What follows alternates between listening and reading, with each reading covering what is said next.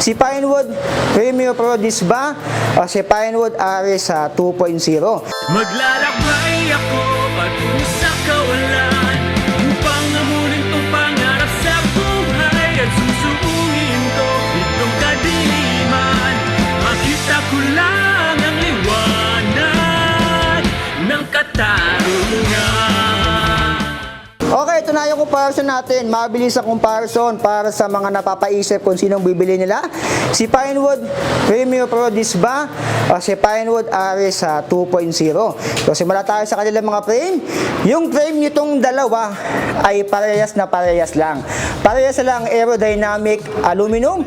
Triple batted na rin yan. Yung mga size niyan is parehas din. Yung seat tube niyan is 51 cm. Yung effective top tube naman yan ay 51 cm din. Yung kanilang mga reach, parehas na 400 mm. And yung kanilang mga standover height is parehas na 740 mm. Head tube niyan is 140 mm, tapered na rin. Dito, parehas lang, tapered din. Yung kanilang mga seat stay, nakababa, parehas, 130 mm yung binaba nito. Yung kanilang mga lagayan ng beer o ng ulam, sa down tube, meron dito. Sa seat tube, meron din. Dito kay Aris, meron din. So, parehas na parehas. Size nito, 51. Para makita nyo yung mismong size nila, actual. 51 din to. So, parehas 51. Yung FD, RD, and STI nilang dalawa is parehas na parehas. Sprocket is parehas lang. Cassette, 11, 28 teeth. 11, 28 teeth cassette din. Yung kanilang mga crankset, parehas lang. 50, 34, 170 mm. Dito, ganun din. Yung kanilang chain is parehas lang din. PYC yung ginamit. Yung kanilang mga hubs ay parehas lang yan. Nasolon, alloy, and ball bearing nga lang yung kanilang mga hubs dyan. Dito, sa kanilang mga rims, ito is 24, yung likod, yung spokes niyan. Yung harap naman ay 20. Samantalang dito, kay Premium Pro, yung rims nito, yung spokes nito, ay 24 yung likod, 24 din yung harap. So, nag-iba lang sila sa harap ni Aris. Ito yung sa 20 spokes yung ginamit dito. Ito ay naka-disc brake. Ito naman, si Aris ay naka-rim brake. Yan yung malaking kaibahan nilang dalawa.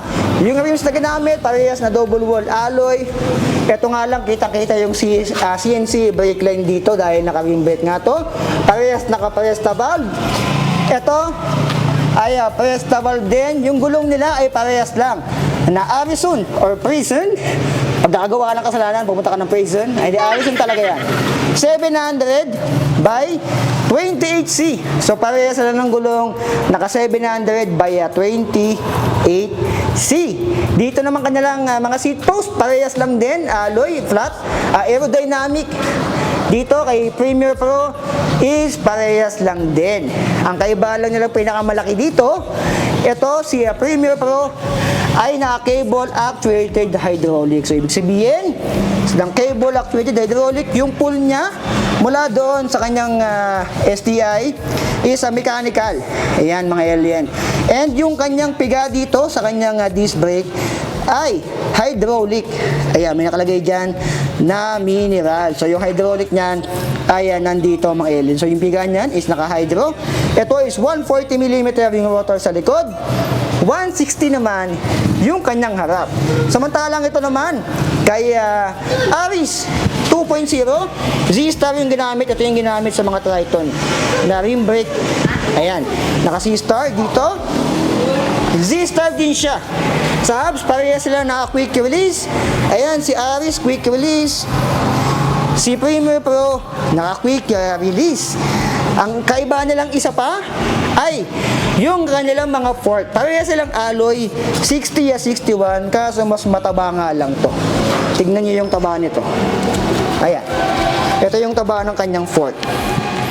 Kay Aris 2.0. So mas mataba to. Ayan. Pero pareha sila ng gulong 700 by 28C. Ito naman yung gulong ni Pinewood Premium Pro. Kitang-kita nyo, mas pumayat siya dito, parang malnourished na tong port ni Premier Pro. Ayan. Ayan yung port na isa. Mas mataba talaga yung doon compared dito. So yung port is isang malaking bagay din yan na kaibahan nila. Pwede rin pala dito mag rim brake or caliper brake. Merong slot dito sa likod.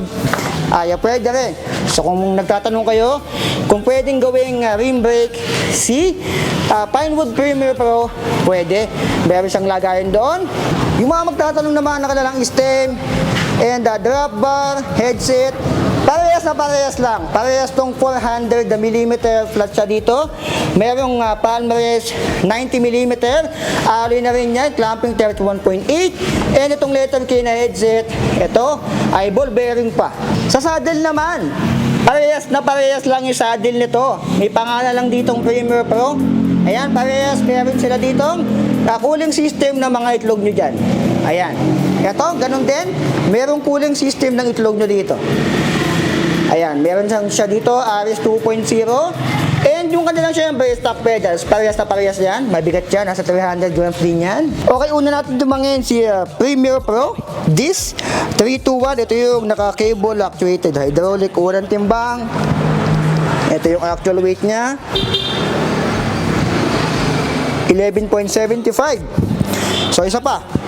321.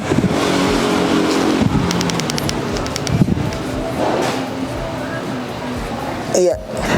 11.67. So yan. Halos ganyan din yung timbang nung tinimbang ko to nung winaychi ko siya mga ele ng solo. Mas magaan to. 11.51. So napakaliit ng diferensya. Isa pa.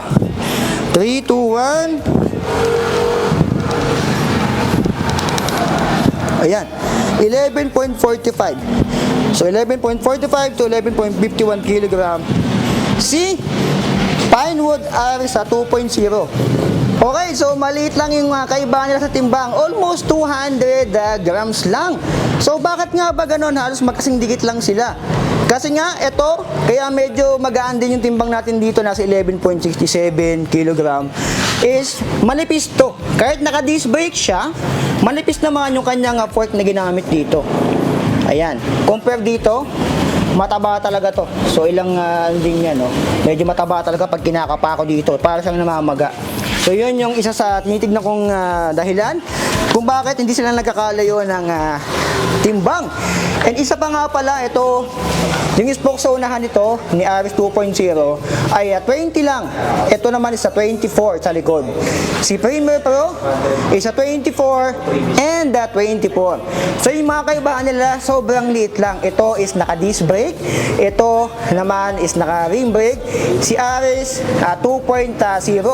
Sa kanilang mga rims, sa unahan 20. Yung spokes ito, sa unahan naman ito is 24. Bukod doon, halos wala na. Ito kasi malaking bagay din, yung cable actuated hydraulic. Ito, ni Pinewood RS 2.0. Actually, hindi sila nagkakalayo ng presyo mga LDL. Ito, si Pinewood Premier Pro, ang presyo nito ay 20,900 pesos. Ito naman si Pinewood RS 2.0 ay 19,200 pesos. So napakaliit ng price difference nilang dalawa.